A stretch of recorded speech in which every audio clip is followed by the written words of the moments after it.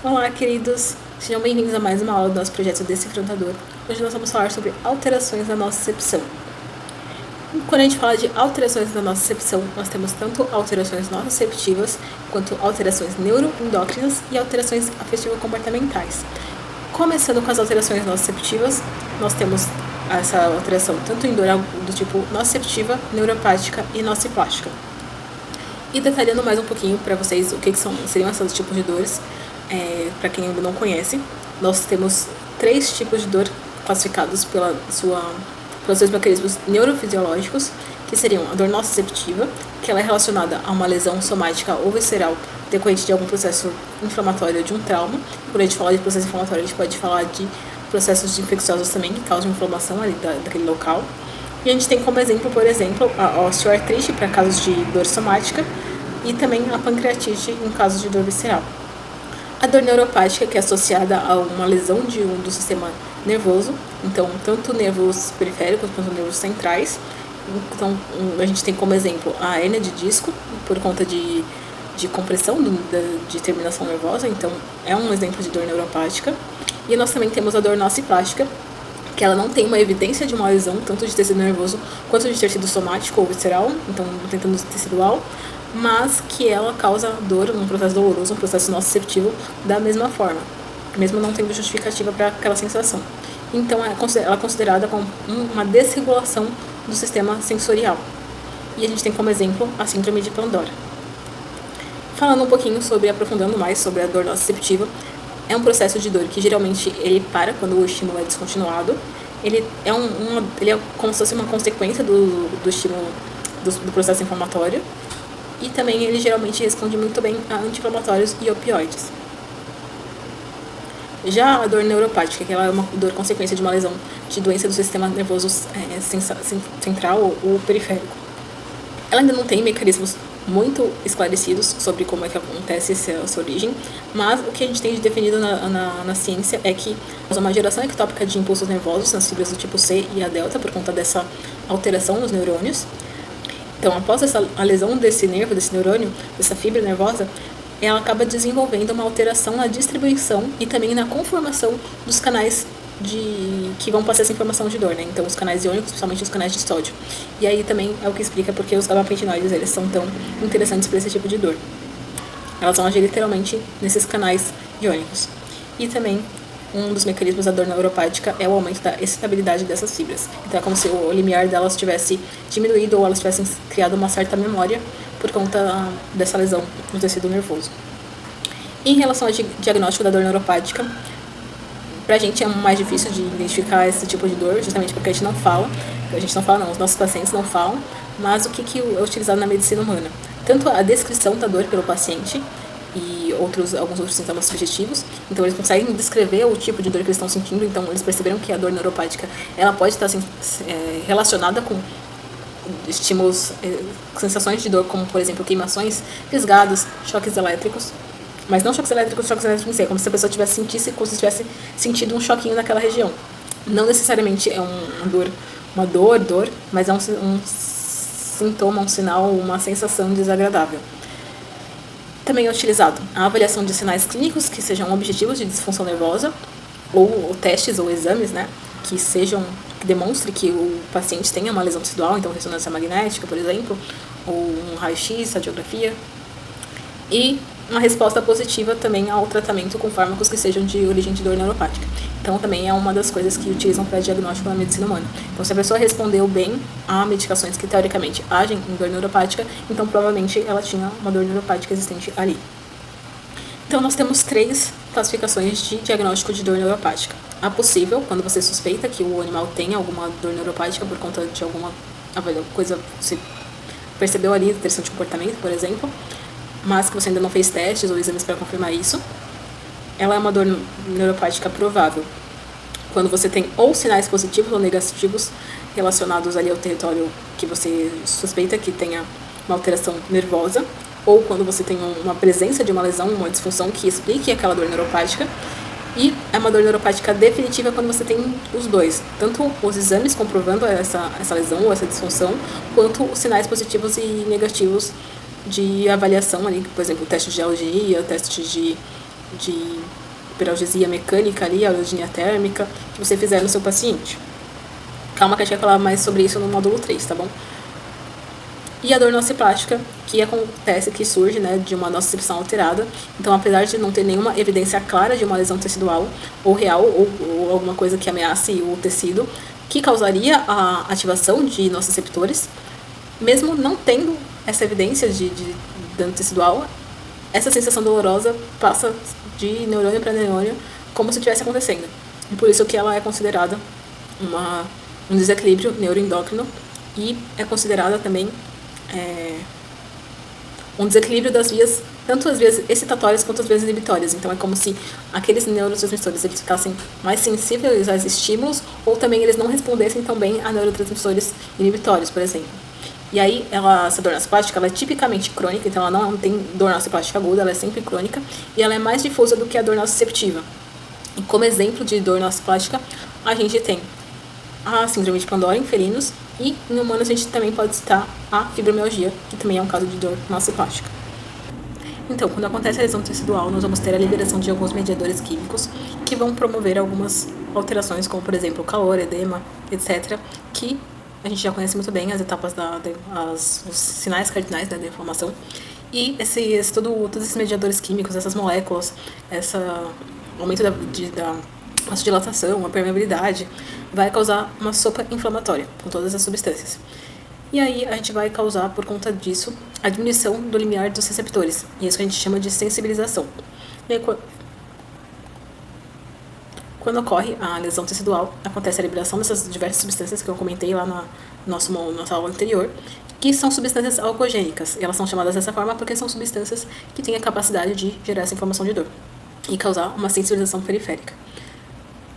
Então, quando acontece a sensibilização e ocorre alguma alteração no sistema de condução e também no sistema de percepção dos estímulos, a gente tem um sistema de aprendizagem desses neurônios que a gente chama de neuroplasticidade. Então, exemplificando, quando você tem um receptor que está sensibilizado, você precisa de muito menos estímulo, o limiar nociceptivo é muito menor do que seria com um receptor que não está sensibilizado. E a neuroplasticidade ela tem alguns mecanismos. O mecanismo de habituação, que está relacionado com as alterações entre as sinapses e os neurotransmissores. A memória e aprendizado, que é quando esse neurônio, esse nervo, essa fibra nervosa, ela sofre alguma alteração estrutural e faz com que esse neurônio inicial que tinha uma sinapse com um neurônio X possa ter uma conexão com outros neurônios, com outras sinapses, formação de novas sinapses.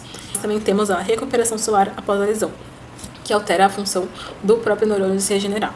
E é como se ele criasse uma certa memória daquela lesão.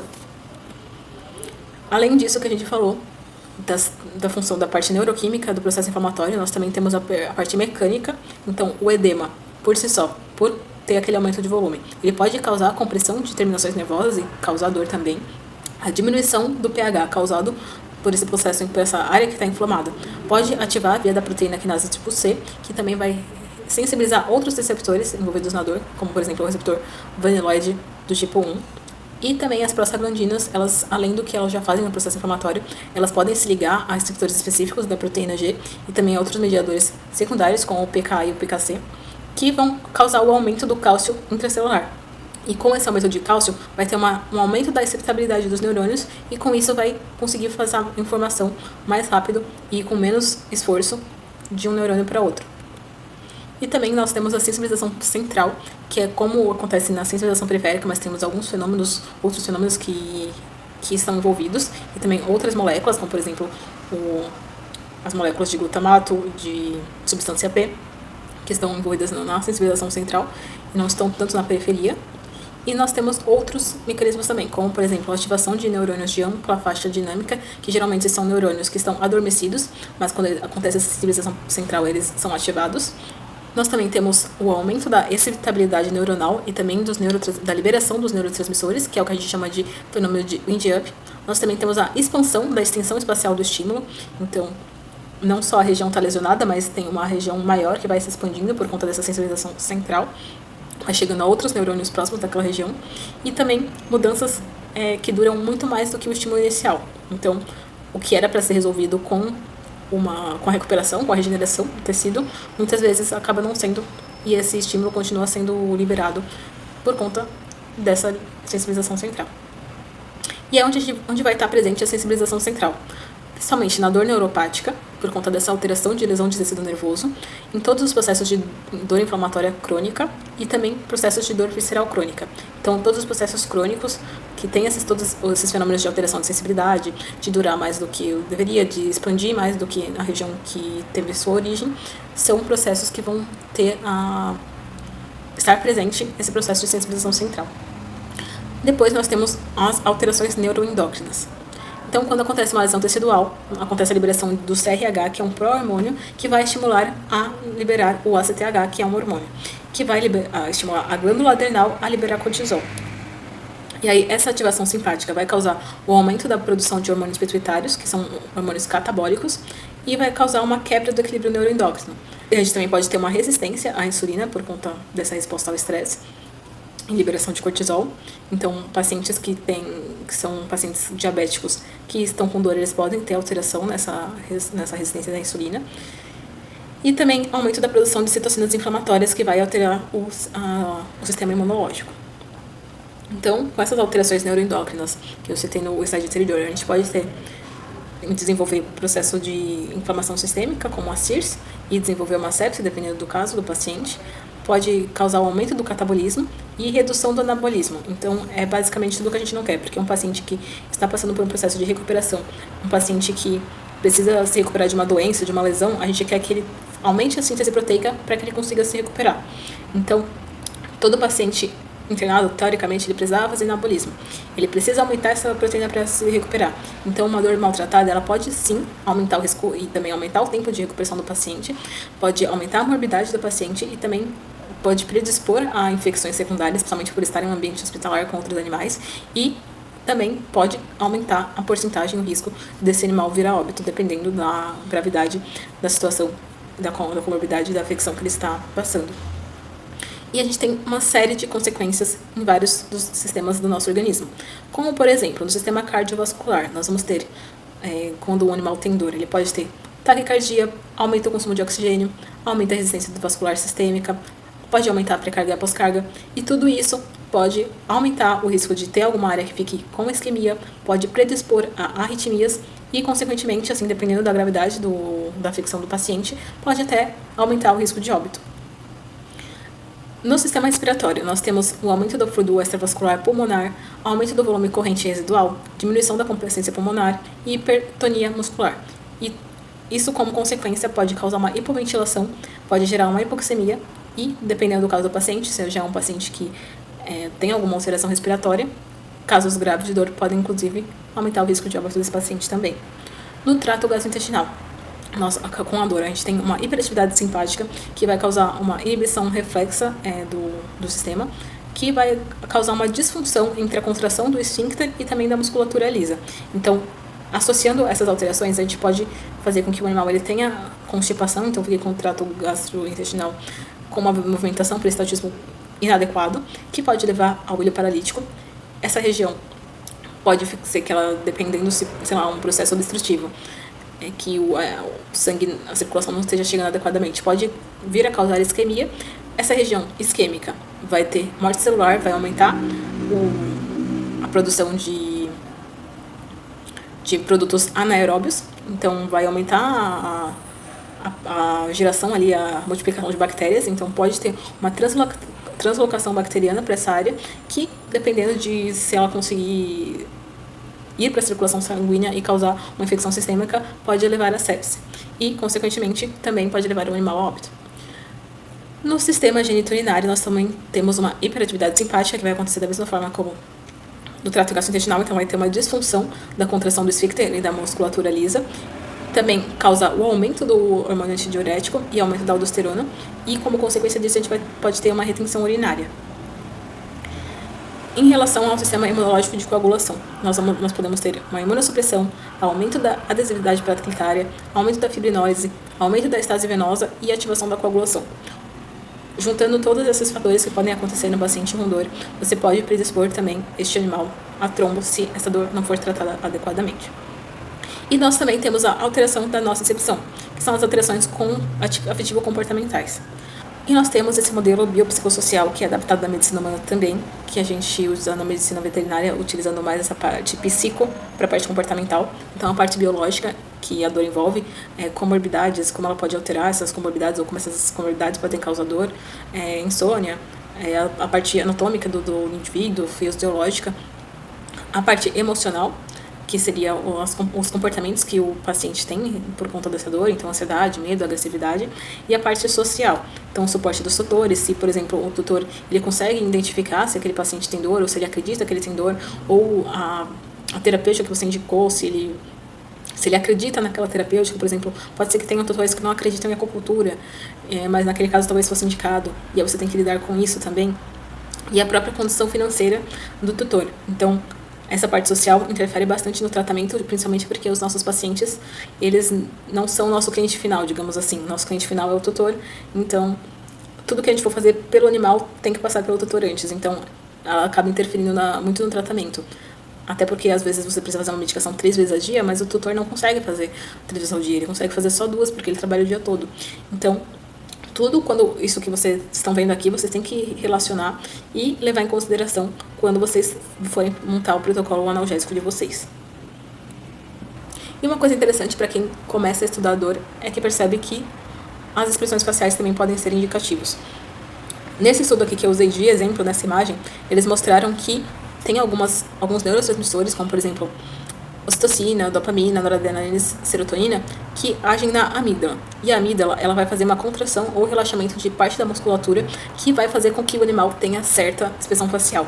Então, eu recomendo fortemente, caso vocês queiram se aprofundar mais nesse assunto, especificamente das expressões faciais e como isso acontece neurofisiologicamente, a lerem o artigo que eu vou deixar para vocês lá no nosso Drive. E aqui está um exemplo de uma imagem que tem nesse artigo que mostra como as expressões faciais, elas podem sim mudar. Infelizmente, em cães a gente não tem uma coisa tão padronizada como a escala de avaliação facial para gatos, justamente porque a gente tem uma infinidade de raças que tem algumas certas alterações na conformação. E justamente por isso a gente tem essa dificuldade. Mas aqui é um exemplo de um indivíduo em si, sozinho, né, que, sem comparar com outras espécies, que tem essas alterações de expressões faciais por conta de emoções. E esse é o artigo que eu vou deixar lá no nosso Drive para vocês lerem também. E tudo isso eu fiz para mostrar para vocês que a dor não é simplesmente uma sensação. Ela gera várias respostas reflexas, tanto emocionais quanto comportamentais, como, por exemplo, ansiedade, depressão, angústia, medo, apatia, insônia, que a gente pode associar na nossa avaliação de dor nos nossos pacientes. Então, tudo isso que a gente vê acaba sendo só a ponta do iceberg, só a parte superficial. O medo, a ansiedade, a agressividade, a perda do apetite, a redução da massa muscular, a náusea. Mas tem muito mais coisas por trás, como a gente viu lá nas nossas alterações neuroendócrinas, como aumento de liberação de catecolaminas, redução da imunidade, hipercoagulabilidade, alteração das funções gastrointestinais e também aumentos do nível de cortisol e glucagon. Então, como eu disse, tem alteração nos pacientes na resistência à insulina também, e isso é o que a gente acaba não percebendo quando a gente não estuda profundamente sobre dor. E aí, como eu falei na aula anterior, o manejo inadequado pode causar uma série de consequências no nosso paciente e diminuir a qualidade de vida dele.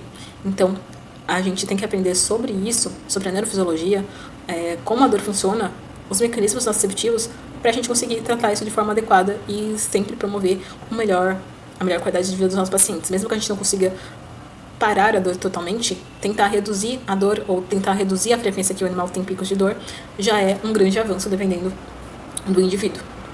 Então, falando um pouquinho da analgesia multimodal, é um tema que é bastante falado ultimamente, então eu imagino que vocês saibam a definição, mas eu vou só reforçar aqui, que é a associação ou administração de 2 fármacos com um potencial, que tem algum potencial analgésico, que tenham diferentes mecanismos de ação. Então, aqui nesse quadro da analgesia multimodal, a gente percebe que tem alguns fármacos que vão agir em algumas etapas de dor, outros fármacos que vão agir em outras, e justamente por isso que é uma analgesia multimodal, porque a gente não está fazendo associação de, por exemplo, 2 opioides, como fiz a aplicação de morfina, agora vou fazer uma infusão de fentanil. Mas a gente está agindo em diferentes etapas da dor justamente para atingir vários mecanismos diferentes e conseguir cobrir esse animal da melhor forma possível.